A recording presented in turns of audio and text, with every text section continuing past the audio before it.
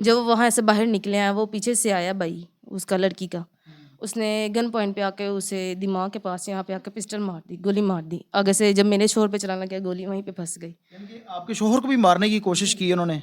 उन्होंने क्या कि तो इसका ये भाई जो है ये भी साथ मिला हुआ है, इसने इसको साथ भेजा है इसके। आगे से उसको भी मारने लगे हैं, तो आगे से गोली नहीं चली। इस वक्त मैं रोशन भीला गांव के अंदर मौजूद हूं, जहां पर 6 रोज कबल कसूर कचहरी के अंदर पेशी पर एक शख्स को लाया जाता है, फिर उसके बाद पुलिस कस्टडी के अंदर उस शख्स को कत्ल कर दिया जाता है। मेरे साथ उस शख्स की फैमिली मौजूद है और इनके ऊपर इससे पहले क्या क्या जुल्म हुए हैं, इनसे बात करके इनसे जानते हैं। अस्सलाम वालेकुम। वालेकुम अस्सलाम। आप ही मुझे ये बताइएगा कि आपका देवर था, उसको कत्ल किया गया है, उससे पहले भी आप लोगों के साथ जो जुल्म हुआ है वो कौन लोग थे, किस तरह से ये मामला स्टार्ट हुआ था, ख़त्म कहाँ पे हुआ है? दरअसल हुआ ये कि ना, लड़की हमारा लड़का ना उनकी बेटी को पसंद करता था। पहले कहते रहे कि हम लोगों को रिश्ता दे देंगे, मान गए। फिर उसके बाद ना उसकी दादी कहते हैं कि नहीं, हमने नहीं देना। उसके आगे उसका वालिद साहब मान गए थे उनके। उसके बाद दादी है जो उनसे ना, उन्होंने कहा कि नहीं देना, आगे उसकी मंगनी कर दी।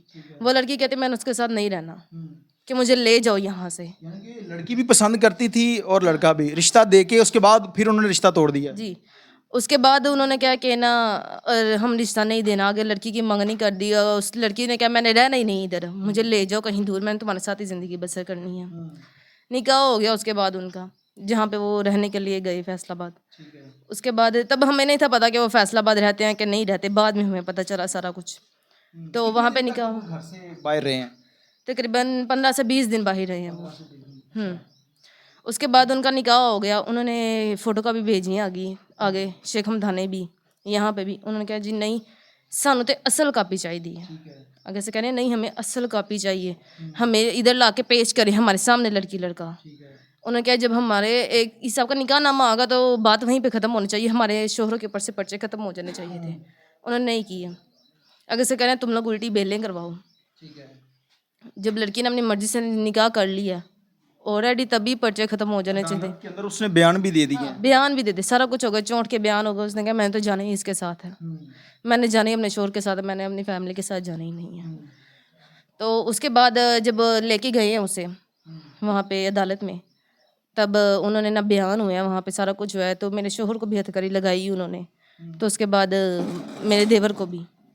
तो उन्होंने क्या कि जो अदालत साहब के हैं जज साहब, उन्होंने क्या कि ना इनकी हथकड़ियाँ खोल दो। इनकी जमानत जब उनको मिल गई तो हथकड़ियाँ वहाँ पर खोलने का कहा गया। तो उसके बाद उन्होंने ना जब खोल दी हथकड़ियाँ सारी, उन्होंने क्या हमने हथकड़ियाँ खोली, हमें तो चाबी नहीं मिल रही। और क्या नीचे बाहर जाके खोलेंगे। अच्छा जब बाहर आया तो उन्होंने क्या ये अभी चाबी गुम गई है, वो नीचे वाले भाई के पास है, वकील है जो। उन्होंने क्या चाबी तो भाई के पास है। उन्होंने क्या नीचे भाई करा, चलो कहते हैं ये मान गए। उन्होंने क्या ठीक है नीचे जा खोल देना। जब वो वहाँ से बाहर निकले हैं, वो पीछे से आया भाई उसका लड़की का, उसने गन पॉइंट पे आके उसे दिमाग के पास यहाँ पे आके पिस्टल मार दी, गोली मार दी आगे से। जब मेरे शोर पे चलाने लगा, गोली वहीं पे फंस गई। यानी कि आपके शोहर को भी मारने की कोशिश की उन्होंने? उन्होंने क्या कि तो इसका ये भाई जो है ये भी साथ मिला हुआ है, इसने इसको साथ भेजा इसके। आगे से उसको भी मारने लगे हैं, तो आगे से गोली नहीं चली।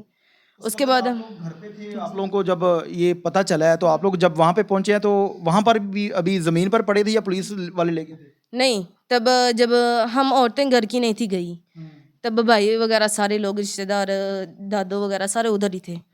तब उनकी आंखों के सामने वहीं पे पड़े ने भाई, मेरा सारे भरे भाई भी और मेरा शोहर भी सारे कह रहे हैं मदद मांग रहे हैं, किसी ने मदद नहीं की।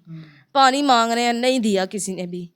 पुलिस वाले भी पास खड़े हैं, आगे भी पुलिस वाले खड़े हैं, पीछे भी खड़े हैं, उन्होंने भी कोई मदद नहीं की। वो आगे से जो सा कातिल था वो वहाँ से चला गया, फरार हो गया? हाँ भाग गया। हालांकि ऑलरेडी पुलिस वालों को पकड़ लेना चाहिए था उसे, हालांकि पास खड़ा हुआ नहीं पकड़ा उन्होंने, वो चला गया वहाँ से। उसके बाद आगे कहते हैं अभी भी हमें इस चीज़ पे डरा रहे हैं कि वो इस गांव में रह रहे हैं आके।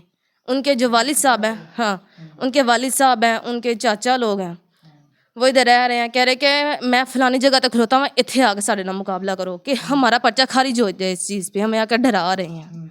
उल्टा हमारे रिश्तेदारों को कह रहे हैं कि अगर इन्होंने पर्चा खारिज ना किया, हम इनकी बाकी सारी फैमिली को भी मार देंगे। हम ये चाहते हैं कि हमारे आला पंजाब और DPO साहब कसूर के हैं जो हमारे साथ, और मरीम नवाज से ये गुजारिश है कि हमारे साथ ताउन किया जाए, हमें इंसाफ चाहिए इस चीज़ पे।